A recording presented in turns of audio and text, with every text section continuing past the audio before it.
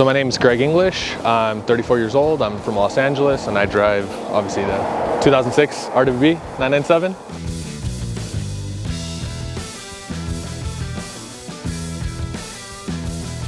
Oh man, I mean, it goes way back. I've been into cars since like before I can even remember. I mean, since I was a little kid.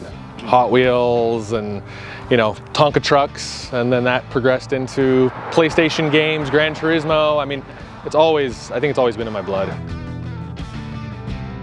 My mom says, you know, when she used to drive me to school, I was pointing out cars on the road, even probably at the age of like 6 or 7. When I was young, obviously I wasn't driving, and my parents didn't really have any cool cars. So I think it was, I don't know, being influenced by my cousins probably. As I was growing up, they were a bit older than I was. And I mean, they used to go to car shows like LA Auto Show and things like that. And they used to, I don't know, I remember they used to always just go there and take pictures of all the craziest cars, Lamborghini Diablos, Ferrari F50s, and then they would come back and give me actual like photos. And I just remember keeping these photos and just cherishing them, because I would just, I don't know, I would just look at them all the time and just kind of dream about, you know, these cars. I did, for like a 2 or 3 month window, own a Pontiac Trans Am. That was kind of like my first car, and I mean, I did some things to it, but I really wouldn't consider it mods. It was so basic, and I got rid of that car quickly. I would say the first one I really went all the way with was the Honda S2000. I think it was like the second car, my second car that I'd ever purchased, and kept it for like 7 or 8 years. But I built that car up to be a track car, and then was gonna sell it, and then said, no, I can't. Built it back up again, then decided to sell it, did it again. I was like, nope, and then I built it up. So that car went through 3 different iterations of build, and then the final form was just a full-blown track car, GT wing, full header back, titanium exhaust, and just turned it into a monster. Yeah, so I mean, the RWB, this is just, it's built up on a 2006 997 Carrera S, so it's not like anything super crazy. It's not a turbo. A lot of people ask me if it's a GT3 or some, you know, super high-end model. It's not. It's just a Carrera S.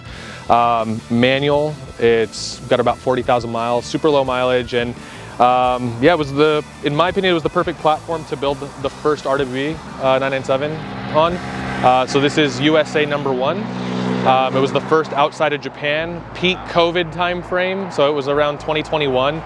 And it was built for the purpose of debuting at SEMA. It was gonna be a booth car for us, for the INOZOTEK brand at SEMA, and it was a lot of fun. I mean, we gave Nakai a short time frame. I think we put the order in around June or July of 21, and obviously the show's in November.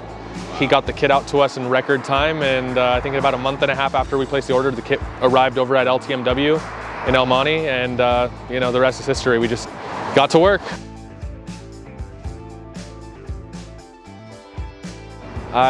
There's a lot of times, even 2 years later, I walk by it. Sometimes I have to kind of like stop and admire it. I'm like, damn, this thing just looks super, super sick. And I like how it's kind of like OEM plus. It's not overly done. It's just the right amount of craziness, in my opinion. I feel like when I go to a car show in this, it gets a certain type of attention. People are like, wow, that's different, it's unique. And as you know, anytime I think about selling this, like one of my dream cars is a Ferrari F430 and also a 458.